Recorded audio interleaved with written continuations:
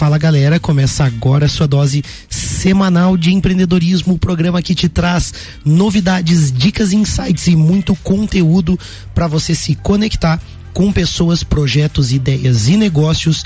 Esse é o Pulso Empreendedor ao vivo aqui na RC7, a sua rádio com conteúdo. Eu sou o Malek Davos. Eu sou o Vinícius Chaves. E o Pulso está diretamente aqui na RC7 todas as segundas-feiras, das 8 às 9 da manhã, mas você também pode nos acompanhar pelas plataformas digitais. Se você gosta do Pulso Empreendedor, clica aí, segue a gente no @Pulso Empreendedor, curte, manda seus comentários, sugestões e interage com a gente tem sempre um pulso pensado especialmente para você e hoje não é diferente. O que a gente vê hoje, Vini? A energia solar se torna a terceira maior fonte de energia no Brasil.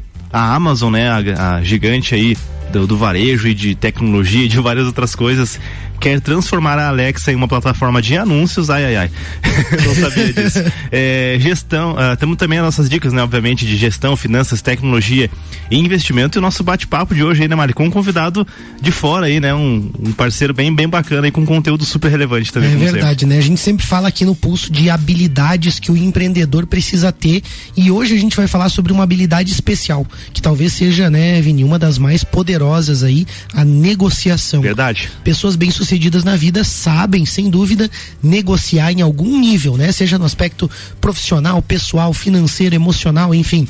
Talvez você não tenha parado para pensar muito nisso, né? Então, a gente pensou, né, Vini? A gente tava procurando alguma coisa sobre o assunto e encontramos uma turma muito legal aí, especialistas mesmo no assunto, e hoje a gente recebe aqui no Pulso o Edilson de Farias, que é do Clube de Negociadores. O Edilson tem um currículo muito extenso aí. A gente precisou reduzir bastante, precisou representar, né? Que ainda ficou um pouco extenso. Verdade, é mestre em Ciências Navais, pós-graduado em Gestão Empresarial, especialista em negociação, mediação e arbitragem, sócio-diretor da Edrix Empresarial e sócio também diretor do Clube de Negociadores, além, claro, de ser consultor e docente pesquisador nas áreas de negociação, liderança, gestão de conflitos e gestão de pessoas, é negociador profissional. Bom dia, Edilson, tudo bem? Como você está? Bom dia, Malek, tudo bem? Bom dia, Vinícius, é um prazer estar aqui com vocês. Oi, Edilson, muito legal. De onde você está falando, Edilson, para o nosso ouvinte acompanhar aí você? Tô falando aqui do Rio de Janeiro, estamos escutando a previsão de tempo aí de vocês, tá bem parecida com a nossa aqui, tá um dia muito bonito. Legal, aqui no sul, Edilson, essa época é frio e chuva, normalmente, então a gente fica com inveja de vocês, a gente fica só pensando, quando é que a gente vai poder pegar um aviãozinho, ir pro Rio, pegar uma prainha, Copacabana, o Leme, aí a gente quer aproveitar como vocês. Ô Edilson, pra gente começar o bate-papo aqui, né, a gente falou ali sobre negociação, né, sobre o clube de vocês aí, mas assim, explica pra nossa audiência um pouquinho melhor, né, o que é o Clube de Negociadores e como que você atua dentro desse clube hoje? Bom, então vamos lá, vamos falar um pouquinho sobre o Clube de Negociadores, né, uma síntese, assim, bastante apropriada é que nós somos uma EdTech, né, uma startup da área de educação. E o que a gente faz lá, né? A gente produz e dissemina um conteúdo de altíssima qualidade. E como é que a gente faz isso? Nas lives que fazemos sempre, pelas nossas redes sociais, nos cursos e treinamentos que são dados de forma presencial ou online, né? Então, assim, é um conteúdo bastante bacana e a história do clube é uma história muito bonita, porque é uma entidade que nasceu com um forte sentimento de comunidade, né? Então a gente tem diversos grupos de trabalho, grupo de estudo lá dentro. Isso permite que as pessoas se sintam muito à vontade. Nesse período de pandemia isso foi muito importante. Era conhecido ali como um espaço seguro, né? E a gente vê às vezes em alguns grupos pessoas revelarem coisas e das palavras dele, poxa, eu estou contando aqui uma coisa que eu nunca contei para ninguém na minha vida, né? Então as pessoas se sentem bastante seguras e foi muito importante para gente. Foi muito importante pra gente isso, é muito importante esse nosso sentimento de comunidade, a gente nasceu assim e a gente está crescendo cada vez mais dentro dessa ótica, entendeu? Muito legal, Edilson. Eu acho que o que é bacana também essa troca de experiências que você fala, mas também com muito conhecimento. Todos vocês ali, pelo menos, né, quando a gente conheceu vocês, teve os primeiros contatos também na figura do presidente também do clube, a gente percebe assim como é forte a questão técnica também, né, dentro disso. E você falou da pandemia, como foi desafiador para as empresas, né, como é relevante esse assunto nos momentos normais, vamos dizer assim, mas nesses momentos de crise, nesses momentos momentos de desafio, né? Você poder ter um ambiente assim, mas acima de tudo também a técnica de como você tocar os teus negócios, como você negociar com as pessoas, e aí entrou fornecedores, clientes, uma série de coisas, né? Então eu imagino também como vocês puderam atuar nesse sentido, né?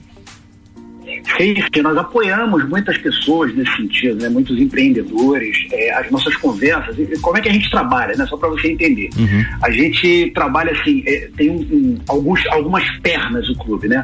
A primeira perna é o conteúdo. Efetivamente é um conteúdo de altíssima qualidade que é produzido pela gente em cima das pesquisas, dos trabalhos, das especializações que todos nós fizemos, que são várias, né?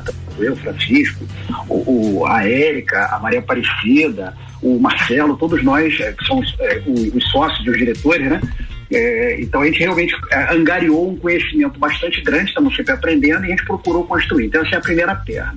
A segunda é a gamificação. Então pra gente não adianta muito você simplesmente aprender as coisas dos livros.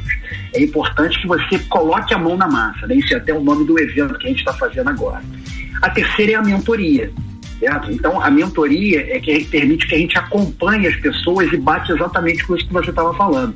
A gente consegue juntar a teoria e com a mentoria acompanhar as pessoas e fazendo a aplicação de games. A nossa plataforma do Clube de Negociadores é toda gamificada e ela permite a aplicação prática de tudo aquilo que a pessoa aprende. E depois volta na mentoria para a gente tirar todas as dúvidas e colher novos insights. Então realmente foi muito legal e a gente viu um crescimento em diversos setores. A gente olha o clube, a gente tem procuradores, advogados, tem donos e donas de casa, empresários, a gente tem de tudo dentro do clube e é muito bom essa troca, realmente é maravilhosa. Muito legal disso. E eu fico pensando aqui, né, vocês já estão com um trabalho tão maduro nesse sentido, né, como você falou, parte técnica, mentoria, né, o acompanhamento disso tudo, né, vocês têm uma plataforma muito legal, mas vamos voltar lá no começo, assim, né, numa conversa anterior a gente até comentou da importância, né, da negociação, como isso é presente na nossa vida, né, nas nossas atividades diárias, aí a gente pode dizer que sempre envolve negociação, né? Por que vocês pensam dessa forma? Por que você pensa dessa forma? Então vamos lá. Razão primeira das coisas últimas, né? Isso foi uma das motivações que levou à criação do clube. Deixa eu fazer uma pergunta para vocês aqui rapidamente. Vou responder a tua pergunta com uma outra pergunta. Vamos imaginar o seguinte cenário. Quais são as semelhanças que vocês conseguem encontrar entre uma família que está reunida em torno de uma mesa discutindo onde é que eles vão passar as férias, cada um querendo ir para um lugar, um quer ir para campo, outro quer ir para praia, outro quer ficar por aqui, outro quer viajar para o exterior. Pensa também num outro cenário em que um casal está conversando para saber o que eles vão fazer no final de semana, a esposa quer o teatro e o marido quer o cinema. Pensa num gerente de projeto, e aí quando a gente fala de projeto, né, a gente, vamos imaginar uma estrutura numa empresa departamentalizada. Então normalmente um projeto ele é transversal, ele pega vários departamentos, e aí o gerente de projeto que precisa de uma pessoa que é de outro departamento que não o seu e é importante para a concepção do seu projeto, e ele vai ter que conversar isso com o chefe dele.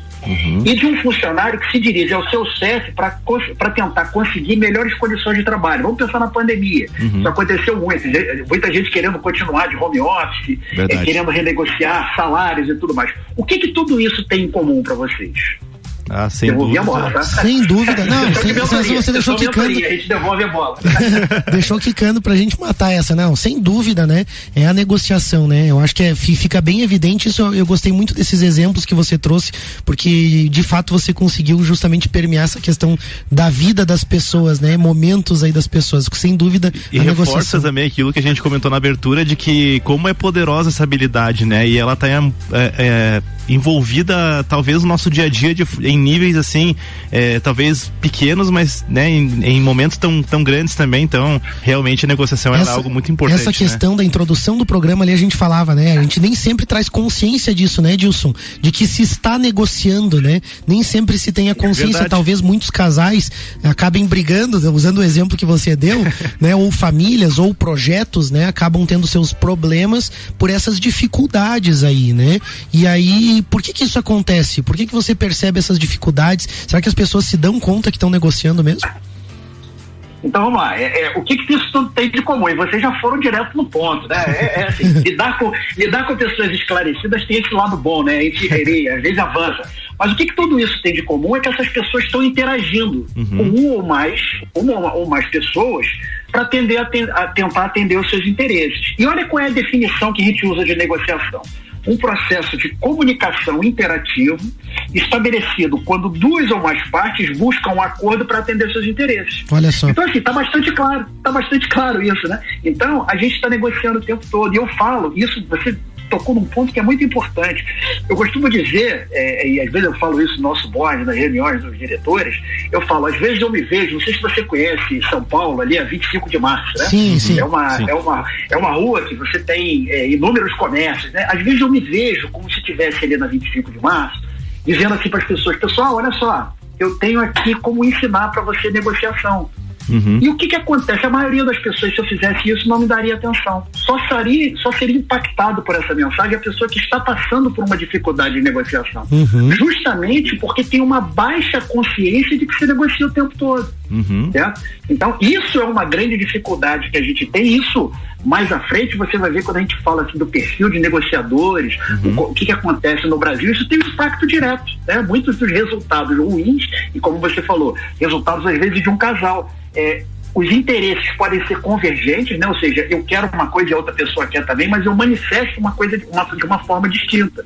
Eu quero ir ao cinema, ela quer ir ao teatro. Então a gente vai ficar discutindo por onde vai. Quando, na verdade, o interesse é o quê? Estarem juntos e curtirem algum tipo de programa. Perfeito. Então, quando você fala essa questão da definição, né, de negociação e traz o processo de comunicação, de interação, mas principalmente, né, a vontade das partes de atender suas necessidades, seus desejos ali, isso também traz para consciência, né, algo que é bem importante e que eu acho que é ignorado muitas vezes. As pessoas acabam indo para esse momento de conversa querendo impor a sua vontade. Muitas vezes não tem sucesso aí nas suas tratativas justamente por ignorar o próprio conceito do que é uma negociação. Também, né? Aí complementando, Malik, né, o que você e o Edilson comentaram, você não entendendo, não tendo a consciência do poder da negociação, você pode deixar passar muitas boas oportunidades por não, talvez, planejar isso, né? A gente vai falar um pouquinho mais sobre isso durante o programa. Vamos fazer assim, Edilson, nós vamos dar um destaque aqui do Pulso, nós vamos dar uma notícia legal aqui pro pessoal,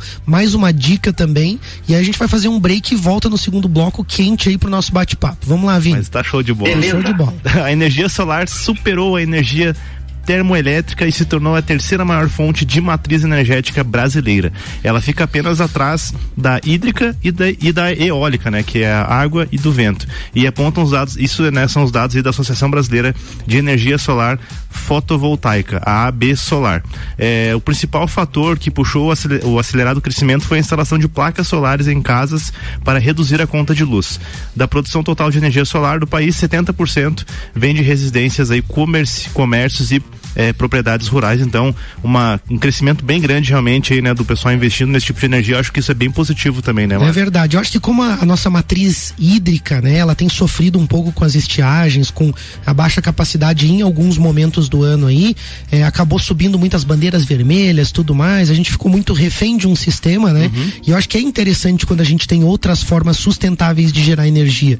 Eu acho que por isso tem crescido tanta procura, né, por esse motivo mesmo, as pessoas sentiram no bolso também o aumento da energia elétrica. Verdade. Se preocupam com isso, e aí quando a gente fala do empreendedor, ele tem que pensar ainda mais, né, em reduzir custo e ser eficaz. Para alguns negócios aí que consomem muita energia, então a conta de luz pode impactar demais aí no custo fixo. Representa uma boa fatia aí das despesas da empresa, né? Né? Por isso o Sicredi tem aí também o crédito energia solar, uma linha de crédito exclusiva para você que quer produzir energia solar de forma barata e sustentável e, claro, parar de gastar aí com a conta de luz. Tem taxas atrativas, 3 meses de carência para começar a pagar e basta levar o seu projeto para o Sicredi. Eles fazem as simulações, avaliam o seu projeto. Depois de aprovado, você instala o sistema e homologa lá com o Sicredi, né? Também para avaliar, né, a instalação de fato do sistema. Já pensou o que você gasta, né, de conta de luz? Você vai pagar o financiamento em menos de 5 anos, aí você tem o payback, né? Você tem o retorno desse investimento. A partir dali é só lucro, né? E além disso, a gente também falou nos programas anteriores anteriores, acho que no último programa, sobre sustentabilidade, sobre ESG, tudo isso tá na pauta. Os clientes, os investidores enxergam com bons olhos também as empresas que são responsáveis e também pensam e agem aí, né, com sustentabilidade. Procura então o Sicredi, liga no telefone 49-3289-9800 ou visita uma agência mais próxima de você. Vamos fazer um rápido break, a gente já volta com o Pulso. Estamos de volta, bloco 2. É isso aí, a gente está de volta com o Pulso Empreendedor, o seu programa de empreendedorismo, hoje falando sobre técnicas de negociação com Edilson de Farias, que é especialista na área e especialista em negociação e sócio-diretor do Clube de Negociadores. Mas antes tem dica de gestão. Eu vou confessar uma coisa aqui ao vivo. Confessa então. Eu já deixei de dar atenção para negociações importantes que aconteceram na empresa, porque eu estava atolado de serviço ali, deixei aquele negócio passar. E esse é o problema de vários empresários aí, né, que talvez não conseguem entender melhor aí as oportunidades da sua empresa e deixam passar boas oportunidades por não agir de modo estratégico. É por isso que com a BeMind é tão importante aí, né, ter eles na sua vida. A BeMind tem soluções empresariais terceirizadas que vão mudar a realidade da sua empresa. Isso porque a BeMind tem aí uma assessoria completa que faz a contabilidade da sua empresa, operando suas rotinas financeiras também. Eles executam os seus processos de gestão de pessoas, fazendo também o seu RH e todos esses processos, né, todo esse cuidado com as pessoas da sua empresa, e também fornecem um sistema de gestão ERP para controlar toda a sua empresa, deixar tudo em dia de forma muito fácil e bem fluida, né? Ou seja, é um time de especialistas que tem um leque de soluções para deixar tudo rodando em alto nível aí, com um nível de excelência. Então, chama a BeMind no 49999370001 ou acesse o site bemind.com.br e quem sabe você não passa a ficar mais atento aos negócios aí da sua empresa aí, para de ser só um operacional, né? É verdade, não. A contabilidade, né, a parte operacional, financeira, processo de gestão de pessoas, né, envolve as pessoas aí, além da questão de ERP, né? Você consegue ter CRM, consegue ter um monte de coisa aí. Eu fico pensando assim, quando eu vejo, né, a BeMind, a assessoria que ela fornece, a gente pensa assim, nossa, deve ser algo caro. Como a gente conhece, a gente fica até impressionado assim, ó, você não consegue, o valor que normalmente é cobrado para uma empresa de médio porte, pequeno porte, é muito acessível. Sim, não dá para acreditar que você fosse consegue ter pessoas do nível que a BeMind oferece, né, atuando ali, operacionalizando as rotinas, cara, eu acho que dá para dizer que o que a maioria dos empresários gastam de contabilidade hoje, você com a BeMind consegue ter contabilidade, gestão de pessoas e vários outros benefícios, né? E o legal é que isso vale tanto para empresas que já estão constituídas, mas para quem quer começar um negócio, quer formalizar, criar o seu CNPJ, também procura a BeMind, porque eles conseguem pegar na mão e ajudar nesse processo. É muito legal também. Mesmo, obrigado pessoal da BeMind. Aí a gente volta ao nosso bate-papo com o Edilson, que tá direto lá do Rio de Janeiro conversando conosco aí, tá online com a gente. A gente vai já começar, Edilson, te perguntando o seguinte: a gente fica imaginando algumas situações, alguns casos, né?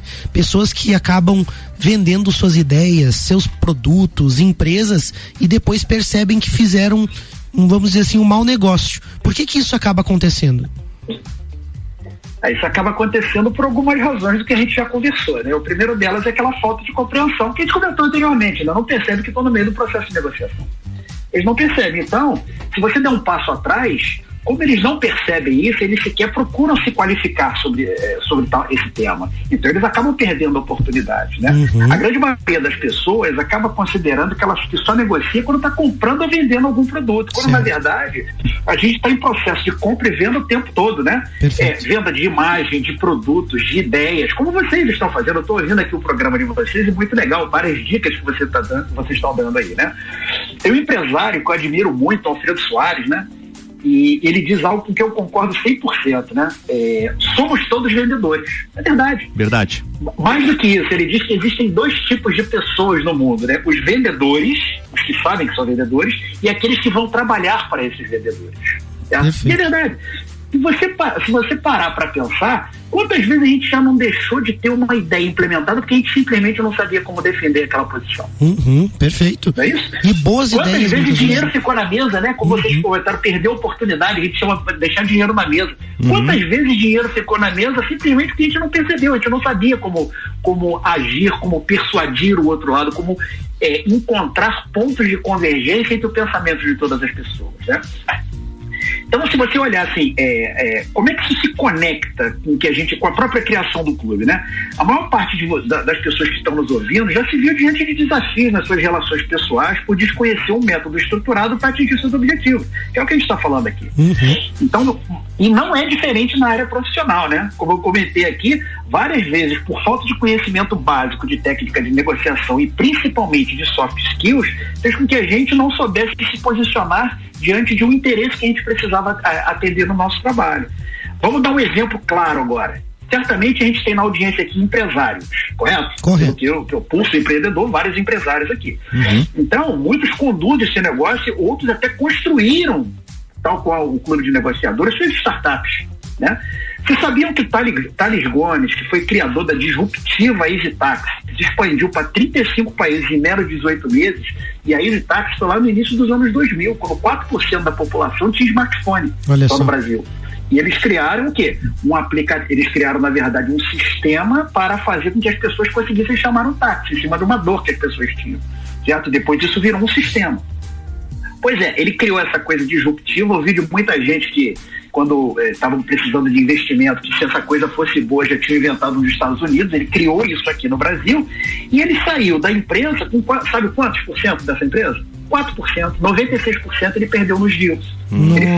Ele só saiu com 4% da sociedade.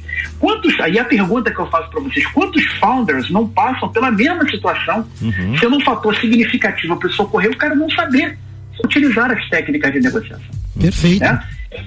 E a gente, quando conversa com empreendedor jovem, isso fica muito claro, que praticamente nenhum deles tem um conhecimento mínimo necessário para fazer um deal de investimento que leva a uma situação como essa. Outro dia eu estava escutando o founder da Yugo falando exatamente isso, principalmente no Brasil, que o crédito é muito caro. Para você conseguir um deal, você acaba tendo que ceder muito da sua empresa. E ele conta que teve situações que, graças a Deus, ele não teve essa dificuldade que o Thales teve, ele continua na Yugo até hoje.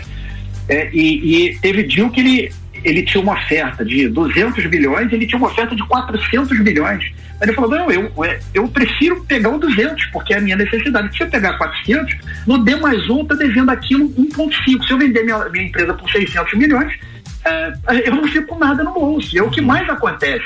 Aí você tem uma empresa que é milionária e o founder não consegue colocar nada no bolso. Por quê? Porque fez negócios ruins, entendeu? Perfeito. Ô Edilson, e aí você falando, né, você até citou assim eu vejo muito que negociação tá muito conectada com a profissão do vendedor, talvez seja até um estigma que a gente criou, mas de fato não tem nada, não tá relacionado com o vendedor, né? E aí quando a gente pensa em negócios, também tem aquela questão de que parece que um lado tem interesse e o outro também tem algum interesse, mas assim, o que significa fazer um bom negócio? E aí já também, né, duas perguntas em uma só, né? O que é um bom negócio e em uma negociação sempre as duas partes vão ganhar ou sempre vai ter alguém que vai sobressair? Como que você enxerga esse conceito, né? Pô, ótima pergunta. Deixa eu começar então contando uma história para vocês que não é minha. Ela tá no livro de Malbataan, né? Não é minha, eu faço questão de fazer a referência. Eram dois viajantes, né, caixeiros viajantes, que eram negociadores. Eles estavam andando pelo meio do deserto. Eles encontraram uma aldeia, e nessa aldeia eles viram três pessoas que estavam brigando entre si, discutindo de uma forma muito áspera. E eles se aproximaram, eram dois, e eles estavam em um único camelo, né? Estavam andando num único camelo. E aí um deles se aproximou e procurou entender o que estava acontecendo para tentar ajudar. E ele descobriu que aqueles três que discutiram eram três irmãos. E por que eles estavam discutindo? Porque eles tinham um pai, e o pai tinha um desejo, era o único desejo que o pai deles tinha, que quando ele deixasse de existir, que o patrimônio todo que ele angariou na vida fosse distribuído entre os três filhos, mas de uma forma específica. Metade do patrimônio para o mais velho, 1/3 para o filho do meio e 1/9 para o filho mais novo. E aí o pai deles um dia faleceu. E quando se apurou o patrimônio, o pai tinha 35 camelos. E aí começou a discussão. Por quê? O mais velho tinha direito a metade do patrimônio, que dá 35 por 2, 17,5. Não dá para cortar um camelo no meio. O do meio teria direito a 1/3 do camelo. Ou 1/3 de 35 dá 11, alguma coisa. E o mais novo teria 1/9 dos 35 camelos, então teria 3, alguma coisa. Eles estavam brigando por conta disso. Então esse caixeiro viajante, né? Esse caixeiro viajante, mas o que tomou a iniciativa, entendeu o problema e fez para eles uma proposta. Falou, eu vou ajudar vocês, se vocês me permitirem, eu vou ajudar vocês a resolver esse problema. Vocês estão brigando porque vocês têm 35 camelos. Eu vou dar o meu camelo para vocês. Aí o amigo dele falou, como assim, tu vai dar o nosso camelo? Não, fica tranquilo. Vou dar o camelo para vocês. E agora o patrimônio passou a ser de 36 camelos. Vamos dividir da forma que o pai de vocês queria? O filho mais velho vai ficar com metade dos camelos. Ele ficaria com 17,5, passou a ficar com 18, metade de 36.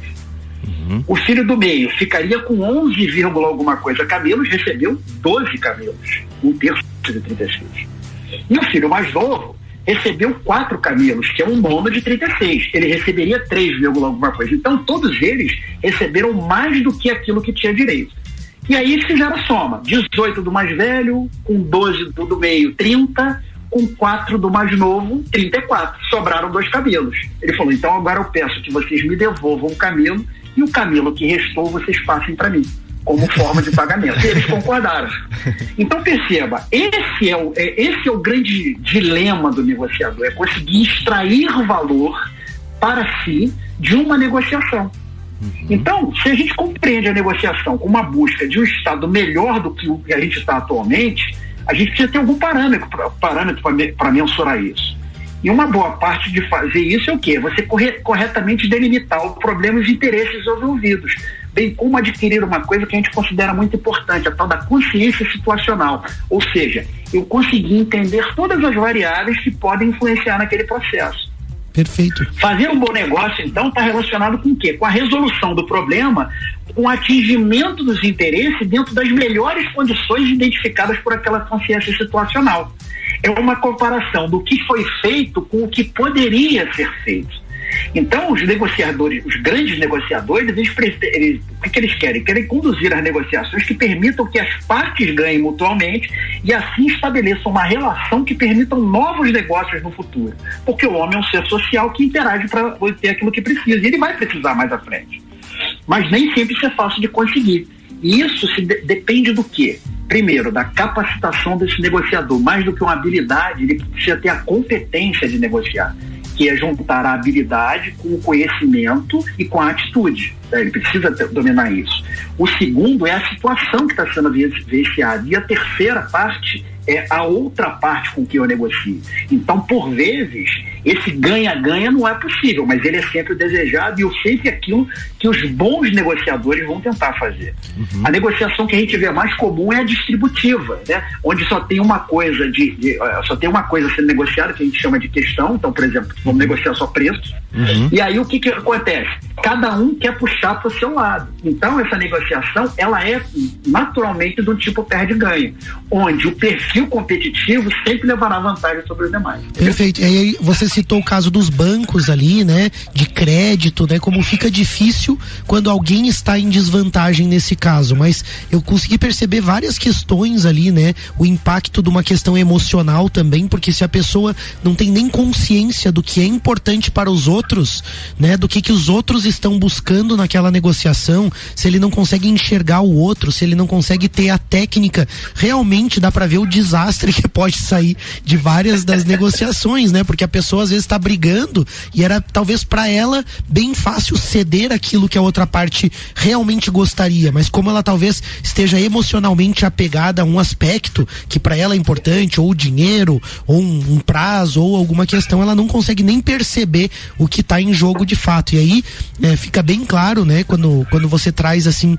com toda essa bagagem técnica, né? Profissional e experiência, para mim fica muito claro como realmente a gente, pelo menos, né? Eu faço aqui, né? O meia-culpa lá na minha empresa, né? Como eu preciso aprender sobre esse assunto para de fato poder trazer melhores resultados, mais equilíbrio, que eu acho que o que o Vini quis dizer é um pouco do ganha-ganha, né? Como a gente sempre tem talvez aquele sonho, né, de que tudo possa ser equilibrado, mas você trouxe muito bem isso, né, Dilson? Vai existir, né, algumas nuances na negociação em que alguma pessoa pode sair em alguma vantagem, mas não que isso seja algo negativo necessariamente, né? E tem uma questão que é a intenção genuína também, que eu acho que conta muito nisso também, né? Porque às vezes se você tiver uma intenção genuína de fazer com que essa negociação seja uma negociação de ganha-ganha, uma negociação justa, onde ambas as partes, né, saiam com o que é de seu direito, digamos assim, eu acho que isso também já é um passo importante. Não sei se o Edilson concorda com essa visão. Não, concordo sim, totalmente. É assim, é o ânimo de quem negocia, né? E a gente fala que uma negociação você teve sucesso quando você conseguiu atingir os seus objetivos. Só que às vezes o ser humano ele é tomado pela ganância, né? É aquele, por que não fazer isso mais? Por que não conseguir mais isso aqui? Quando na verdade ele já atingiu um ponto de excelência.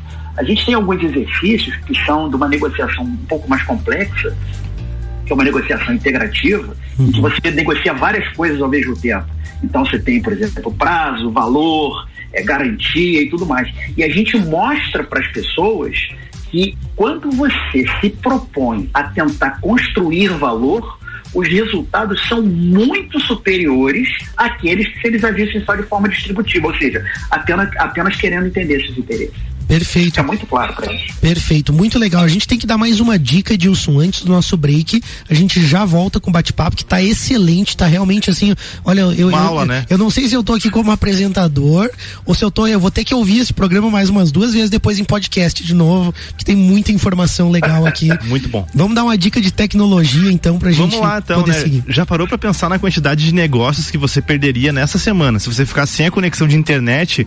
Ou para você que também usa o telefone fixo como um dos canais de venda da empresa, ou mesmo para receber aquelas mercadorias, enfim, qual que é o tamanho do prejuízo que você teria se você ficasse sem esses recursos, ou se eles ficassem com um mau funcionamento? A conectividade online na sua empresa ela é um recurso vital, né? Não dá para brincar com esse tipo de coisa, então cuidado para não fazer um mau negócio contratando qualquer pacote de internet, telefone que estão, né, oferecendo por aí, né? Só porque é o mais barato. Afinal, né, se você já aprendeu um pouco com esse programa que a gente está apresentando aqui, o barato às vezes pode sair caro lá na frente. Então, na AT Plus você encontra pacotes de conectividade empresarial com internet, fibra ótica, telefonia, armazenamento em nuvem e até mesmo presença digital para você poder aí estar na internet com o seu negócio. Tudo com um preço justo e com um atendimento mais bem avaliado de Lages. Então, liga aí no telefone, né, ou no WhatsApp também, 493240-0800, chama a AT Plus aí pro seu negócio. Show, a gente vai fazer um rápido break, a gente já volta com o Pulso Empreendedor. Estamos de volta, bloco 3. É isso. Bora. Aí, a gente está de volta com o Pulso Empreendedor, o seu programa de empreendedorismo, hoje falando sobre técnicas de negociação com Edilson de Farias, que é especialista em negociação, sócio-diretor do Clube de Negociadores. Antes tem destaque do Pulso. A Amazon vai querer negociar com você aí, transformar a Alexa em uma plataforma de anúncios. Na verdade, acho que eles não querem negociar, não, acho que eles vão botar os anúncios. Acho que vão impor, né? Alexa, Alexa, para quem talvez não conheça, é aquela assistente virtual por voz da Amazon, e ela deve ganhar novas funções então para incentivar o serviço de compras por voz. A companhia tem convidado desenvolvedores para anunciar os seus aplicativos, para anunciar em seus aplicativos vinculados à plataforma de voz. As informações são da Bloomberg e foram divulgadas neste sábado, dia 24 de julho. Os novos anúncios da Alexa, eles podem gerar um novo fluxo de receita para a companhia, atraindo também novos usuários. Segundo as informações da Bloomberg, a maioria dos usuários da Alexa utilizam a plataforma para coisas básicas, como pesquisas de curiosidades e cronômetro. Isso ocorre porque os usuários têm dificuldade de encontrar aplicativos compatíveis com a Alexa.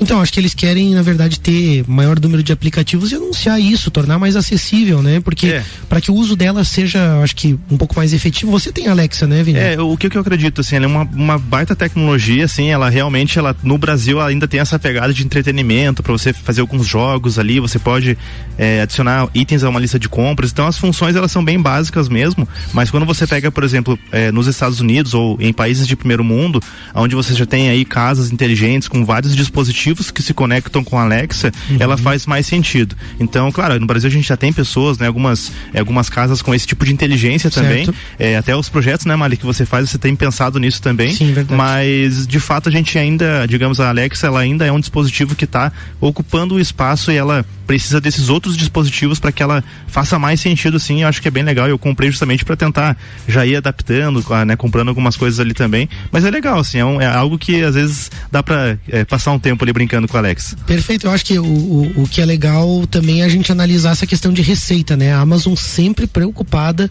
com faturamento, com resultado, não vou nem dizer faturamento, vamos dizer com resultado mesmo, né? E tá olhando aí também para essa possibilidade. A gente tem dica de investimento com a Nipur, né? Se a Amazon, que é a gigante mundial, tá presente aí no mundo todo, é porque você pode comprar lá, porque você tem acesso a tudo isso, e quando você compra lá, você compra em dólar, né? O dólar é uma referência monetária mundial e por isso ela tem grande impacto na economia. Quando as pessoas falam, o dólar subiu, o dólar baixou, muita gente pode até pensar que não muda nada na sua vida, mas o dólar tem uma grande influência na economia do mundo e aí, obviamente, na economia brasileira, né? Mesmo que os Estados Unidos esteja passando também por alguns desafios econômicos, né? Juros altos, né? O dólar continua usufruindo altos para eles, né? Porque para o Brasil a gente tá mais escolado.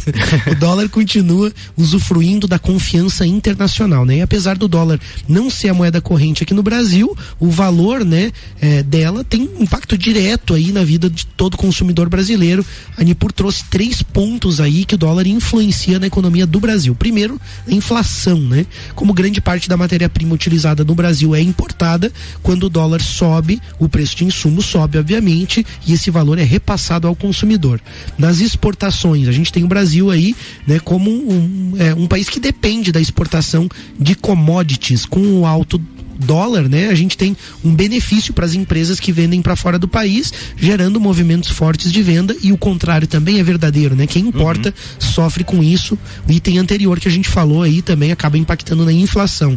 E aí a gente tem também a taxa de juros, né, que estabelece o rendimento da renda fixa. Ela também sofre uma influência aí quando existe essa relação de preço entre real e dólar. Essas variações também afetam isso. Então, a renda fixa acaba atraindo no momento mais investimentos de capital estrangeiro, já que os juros pagos no Brasil são mais altos. Então tá vendo aí, ó, impacta na inflação, nas exportações, na taxa de juros, e aí obviamente você tem que estar ligado aí a tudo isso, a esses movimentos. Se você quer investir, aproveitar as oportunidades que um dólar alto ou que um dólar baixo podem trazer aí para sua carteira de investimentos, chama Nipur no Instagram, @NipurFinance, ou no WhatsApp 499-99568641. Nipur, seu agente autônomo de investimentos na XP Investimentos. Voltando pro nosso bate-papo aí, a gente tem que iniciar já com a pergunta que a gente citou, né, no bloco anterior ali, as pessoas cometendo erros por questões emocionais, por não conhecer a técnica, mas qual você considera aí, talvez, o rol de erros mais cometidos em negociações, Edilson? Bom, vamos lá. Então, assim, o primeiro deles a gente já falou bastante, né? Não perceber que está no processo de negociação, né? Isso ocorre na maioria das vezes porque os resultados, por mais pífios que sejam, eles são conseguidos.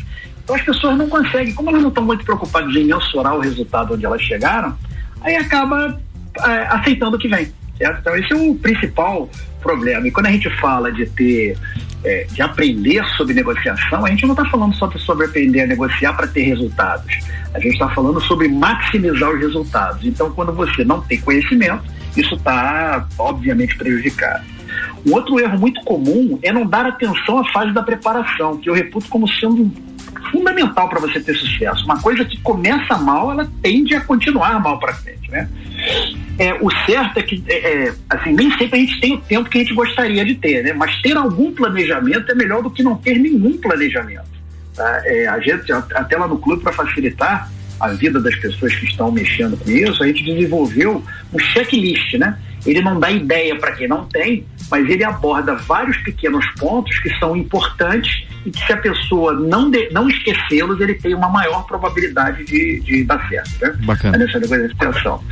Um outro erro muito comum, que é derivado dos anteriores, é ter uma baixa consciência situacional e tentar, por exemplo, influenciar uma outra parte sem conhecê-la adequadamente. A pessoa não conhece o que o outro lado quer e tenta fazer algum tipo de influência mesmo sem saber o que ela quer. Então isso tende a dar errado, né? Quando na verdade você tem que fazer o quê? Uma pesquisa. A gente fala, quando eu fui muito tempo das Forças Armadas, né? Então a gente, quando trabalha com a área de inteligência, ela separa em 2 grandes ramos, né? A área da inteligência propriamente dita, que é a produção de conhecimento, e a área de contra-inteligência, que é a proteção do conhecimento. Então, uma pessoa que está entrando no processo de negociação, ele precisa desenvolver a sua capacidade de produzir conhecimento, ou seja, saber o máximo possível do objeto que está sendo negociado, né? Da parte com quem vai negociar, do tempo que ele tem, enfim, ter toda aquela consciência situacional necessária. Ao mesmo tempo que ele delimita quais são os pontos que o outro lado não pode saber dele. Por exemplo, se é uma negociação, uma coisa, quanto eu posso pagar, qual o valor máximo que eu posso pagar? E por incrível que pareça, esta é uma pergunta tão óbvia que as pessoas às vezes respondem com a vontade, com aquilo que tem de dentro do coração. O cara vai comprar um imóvel, quanto você pode pagar? O cara vai dizer efetivamente quanto ele pode pagar dentro daquele imóvel. Então as propostas estarão sempre em cima daquilo que foi colocado, tentando fazer com que ele ultrapasse um limite que às vezes ele não pode chegar. Né? Outro erro muito comum, ele ter uma margem muito reduzida, chamada gordura, né, para poder queimar durante a negociação. Então, ele já faz uma oferta muito próxima, ele já negocia muito próximo daquilo que a gente chama de valor limite, que é o máximo que ele pode despender, seja comprando ou vendendo, né? É o mínimo que eu posso vender, o máximo que eu posso pagar. Outro ponto, você comentou também, é ser tomado pela ansiedade, pelo nervosismo, e por muitas vezes ele se deparar com situações que não foram imaginadas anteriormente. É claro, ele não planejou, então ele não conseguiu imaginar cenários, e aí ele começa a ficar nervoso. E o David Goleman, né, que ele é um psicólogo, é um especialista nessa área, ele fala que quando você é tomado pela emoção, isso drena a sua capacidade cognitiva. Ou seja, fica difícil você raciocinar logicamente quando você está tomado pela emoção. E o último deles, que eu, se tivesse que fazer um rol aqui, é o não planejar por escrito. É impressionante como a gente se compromete mais com aquilo que a gente escreve, ainda que seja num papel de pão com lápis. Quando a gente não faz isso, a gente acaba dando asas à imaginação e a gente acaba ultrapassando limites que lá na frente serão problemas. Então eu pergunto, quantas pessoas não ficam endividadas simplesmente por não estabelecer o máximo que podem gastar, que são tomadas pela emoção? Verdade. Quantas pessoas não tomam decisões na mesa de negociação, ele influenciado pela emoção, e isso vai ter um impacto futuro muito grande para ele. Oi, Edilson, e aí você falou dessa técnica, por exemplo, de planejar e de fato escrever, né, os pontos importantes. E aí a gente precisa te perguntar, né, como que uma pessoa pode se preparar, então, né, para ela ir para uma negociação, seja uma negociação, digamos assim, de alto nível de valor agregado, ou de repente negociações simples também. O que é básico, assim, o que você recomenda para nossa audiência? Cara, a primeira coisa que eu te digo é o seguinte, e aí eu por favor, não estou fazendo nenhum pitch aqui do clube não, né? Mas a gente tem um grande diferencial entre várias coisas que a gente vê por aí. Por quê? A maioria se propõe a ensinar técnicas de negociação. E ele ensina lá um rol de técnicas. Só que a técnica de negociação, né? A habilidade técnica é a parte final do processo, não é a parte inicial do processo. Então, se você imaginar uma cebola com várias camadas, o centro dela, e todas elas estão interconectadas e todas elas influenciam para você ter um bom resultado. Então o centro dessa cebola está na crença que as pessoas têm. E assim, perceba que isso é uma coisa difícil para todos nós. Então, por exemplo, se eu tenho uma crença de que fazer perguntas incomoda, numa negociação eu tenderia a não fazer pergunta, mas se eu não faço perguntas, eu não vou conseguir as informações necessárias para o meu planejamento. A segunda camada seria a camada emocional, que são as habilidades emocionais. E aí nela está autocrítica, autoconhecimento, autocontrole, gestão de emoções. Então tudo isso influencia. Na outra camada você tem as habilidades cognitivas, é a capacidade de resolver problemas, capacidade de analisar os problemas que estão surgindo. Por fora dele, uma habilidade comunicativa. E essa habilidade comunicativa tem a ver com assertividade, que é a intensidade pela qual eu busco meus interesses. Se eu sou assertivo demais, eu tendo a colocar o outro lado na defensiva. E na defensiva, qual a resposta que você dá quando você está na defensiva? Sim ou não? É bater ou correr, como diz outro, né? Não, o cara já bloqueia tudo. Reptiliano, certo? Enfrento ou fujo. Nesse caso, eu fujo. Então, a habilidade comunicativa é importante. E depois as habilidades sociais, que são aquelas habilidades que me permitem ter rapport, empatia, e por fora de tudo isso tem a habilidade técnica. Então perceba que enquanto a maioria procura desenvolver só a camada de fora, a gente procura trabalhar as camadas interiores. E é por isso que a gente baseia todo o nosso treinamento no início nas soft skills. Então a primeira coisa para você negociar, e te respondendo objetivamente para você se preparar, a primeira coisa antes de uma negociação específica é você se conhecer. É você saber quais são os pontos que disparam em você, gatilhos que podem lhe prejudicar numa negociação. No clube a gente usa um teste de perfil, né? Chamado Stylemeters, que ele tem uma certificação, ele tem uma certificação científica, né? Ele tem validade científica, e a gente é representante no Brasil de forma exclusiva e também nos países de língua portuguesa. Então, quando você faz esse teste, ele te aponta para 5 tipos de perfil possível, né? E aí vai dizer qual o perfil seu que é prevalente. É o perfil evasivo, competitivo, conciliador, colaborativo e prestativo. A partir do momento que você faz esse teste, você começa a receber dicas de como potencializar aquilo que você tem de bom e de mitigar aquilo que você tem de problema nas situações, nas diversas negociações que você pode participar. A grande sacada, no entanto, é que ele te dá dicas em função das situações que você vivencia, para você poder trafegar de forma consciente entre todos esses perfis de acordo com a pessoa com quem você negocia e com a situação. Então isso é muito legal, tá? Então, e a gente tem um compromisso muito grande com empoderar as pessoas. Então esse teste ele tem 2 partes, e se você entra na nossa plataforma, você é convidado a fazer a primeira parte desse teste de forma gratuita. Você deixa, ela coloca, faz o registro lá, e você tem, a partir daí você começa a receber um monte de dicas importantes para você se desenvolver. Perfeito. Então o passo seguinte disso daí é você fazer o quê? Você alocar um tempo significativo para planejar, como a gente já comentou, né? Porque é nesse planejamento que você identifica o problema que vai resolver, os interesses, as questões que vai discutir, os perfis da outra parte para você saber como vai interagir com ela, o poder que você tem. Você estava falando aí da Amazon, que é um gigante, realmente isso é um problema, você negociar com alguém que tem muito mais poder do que você. Verdade. As alternativas que todo mundo tem, eventuais moedas de troca, e por fim, baseado em tudo isso, você vai traçar as estratégias e efetivamente fazer um plano. Então perceba, a gente falou tudo isso para chegar no plano, e aí você começa a execução, entendeu? Perfeito. Agora eu fico imaginando, Edilson, uma situação, a pessoa vai lá e anota algumas coisas e se depara ali com um grande negociador. Ela percebe de alguma forma que ela não consegue evoluir ou ela perde em argumentos. O que uma pessoa faz num momento desse numa negociação? Dá para parar, para dizer, não, dá um tempo aqui, vamos fazer um break aí, eu volto para negociar daqui a pouco? Tem alguma estratégia, alguma coisa nesse sentido, quando a pessoa pensa que ela percebe que ela não estava preparada, né? Ou foge do controle?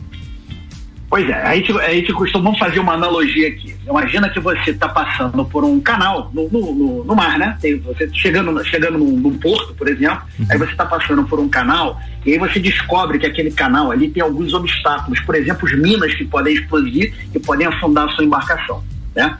E aí o que você faz? Você chama alguém para fazer uma varredura, uma limpeza desse canal. É isso? Quando você vai fazer essa varredura, ele vai chegar para você, você não precisa esperar ele varrer tudo. Ele varreu, por exemplo, os 200 primeiros metros, você pode andar esses 200 primeiros metros, que você vai estar livre de obstáculos, enquanto ele está varrendo mais à frente. O que você não pode fazer? Ultrapassar a varredura. Assim é uma agenda de negociação. Então você, no seu planejamento, se você chega e depara com uma pessoa que é um grande negociador, você já teve aí uma falha no seu planejamento, porque você devia ter levantado isso antes. Certo. Mas ok, você está diante de uma situação, o que você faz? Você caminha na direção daquilo que você tinha planejado para ir nessa negociação até um determinado momento. Falou, dali para frente a gente faz uma nova reunião, porque eu não estou em condições de continuar aqui, isso não tem problema nenhum. Olha, eu estou precisando de mais dados para tomar uma decisão, e para otimizar o seu tempo e o meu, eu sugiro que a gente remarque a nossa reunião. Pronto, o problema está resolvido. Perfeito. E tem uma questão também, Edilson, que me chama um pouco a atenção, é que existe, eu não sei se de fato eu estou correto, você tem convivido aí com mais pessoas que estão ligadas ao tema, mas parece que às vezes o brasileiro tem uma ânsia de fechar negócio.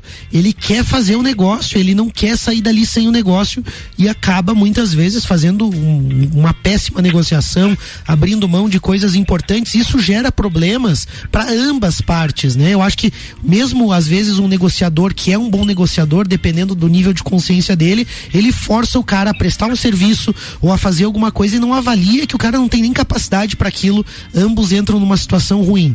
Quando que eu devo desistir de uma negociação? Como que eu posso lidar com situações como essa, onde às vezes é melhor não fazer um negócio? Olha, essa é a pergunta de $1 milhão, né? Exagerei aqui. Exagerei. A gente costuma dizer, a gente tem uma das nossas sócias é especialista em cobrança, né? E ela faz uma cobrança humanizada. Então sai das máquinas e começa a entender a pessoa para poder oferecer o melhor acordo possível. O que acaba acontecendo? A maior parte dos problemas que a gente tem na execução do contrato são decorrentes da realização do contrato. Porque exatamente isso que você aconteceu. Quem está vendendo está ansioso demais e acaba oferecendo uma coisa que ele não consegue fazer a entrega. Uhum. E aí a gente olha algumas empresas que remuneram os seus vendedores em cima simplesmente da venda e não olha para o problema que tem, que às vezes é causado por uma venda que foi mal feita. Certo. Ou seja, vendeu algo que não consegue entregar. Uhum. Entendeu? Isso já foi identificado algumas vezes. Uhum. Tá? Então, assim, objetivamente, quando é que eu desisto de uma negociação, não tem uma resposta padrão para ela, mas tem alguns indicadores que te apontam uma direção. A primeira delas é muito óbvia, né? E assim, para quem está fazendo, e eu entendo que a audiência aqui é de pessoas que trabalham dentro de conceitos éticos. Então, o primeiro deles é óbvio, quando não estão sendo atendidos padrões éticos e morais mínimos exigidos para que a gente não se sinta envergonhado no futuro por ter feito aquela negociação. Perfeito. Seja porque algo veio a público mostrando que eu agi de uma forma errada, seja porque eu não consigo ficar em paz comigo mesmo. Uhum. O segundo marcador, vamos dizer assim, é uma efetiva falta de recursos, normalmente decorrente de um planejamento que foi desconectado da realidade. Então, por exemplo, eu sou um adorador de automóveis, inclusive ontem eu estava numa feira de automóveis antigos. Bacana. E aí eu tenho o sonho de comprar uma Ferrari nova, mas eu tenho alguns poucos milhares de reais na minha conta. Pô, não vai rolar. Uhum. Mas por quê? Isso eu deveria ter identificado na minha fase de planejamento, que o meu interesse de fazer a compra por aquele valor não seria atendido pelo interesse do vendedor. A não ser que de repente eu fosse um Malek desse da vida, um Vinícius, sabe? São pessoas já muito conhecidas que podem emprestar o seu prestígio para estar dirigindo uma Ferrari, que aí tem um outro valor na história, mas quem sou eu, não vou conseguir fazer esse tipo de negócio. Um outro indicador seria a clara percepção de que seus interesses não serão atendidos, juntamente com a análise de risco que mostra que o impacto gerado pelo não fechamento desse negócio é baixo e você pode mitigar com relativa facilidade. Uhum. Então é o caso, por exemplo, de eu estar querendo comprar um determinado tipo de sobressalente para o meu carro, eu tenho uma única loja naquele local, eu disponho de uma determinada quantidade de recursos que eu posso comprometer para isso, eu vou naquela loja e na hora de fazer a compra eu vejo que lá ele está pedindo muito mais do que a média de mercado e muito mais do que eu estou disposto a pagar. Uhum. Aí eu penso, olha, eu preciso fazer essa manutenção, não, eu posso adiar e eu vou para uma cidade maior, porque nessa cidade maior tem concorrência, tem várias lojas e lá eu posso comprar, então essa negociação não irá em frente por conta disso. Uhum. E por fim, mas sem esgotar essas possibilidades, outra razão que me ocorre é quando a alternativa se torna mais atraente que a negociação principal. Então o que eu estou querendo dizer? Toda vez que você vai negociar, você tem que pensar em alternativas, ou seja, o que eu faço se essa negociação não dá certo? Então eu quero comprar um carro da marca X. Eu tenho de outras marcas veículos que são equivalentes, que para mim são alternativas. Se eu não comprar aquele, eu posso comprar o outro. Por onde eu começo? Eu começo trabalhando as minhas alternativas. Então eu vou, entabulo todas as negociações e vejo até onde eu consigo chegar. Então vamos dizer que para mim o importante seja o prazo e o valor. Uhum. O que eu consigo nas minhas alternativas? E aí, com isso em mãos, eu vou para fazer a minha negociação principal. Porque eu tenho como comparar. Se a minha alternativa se tornou mais vantajosa do que a minha negociação principal, é um caso de uma negociação que não vai em frente. Mas ela não vai em frente porque eu vou redirecionar meu esforço para outra negociação. Perfeito. Nossa, muito legal esse exemplo que você trouxe. Fica bem prático, bem inteligível, né? A forma de compreender isso.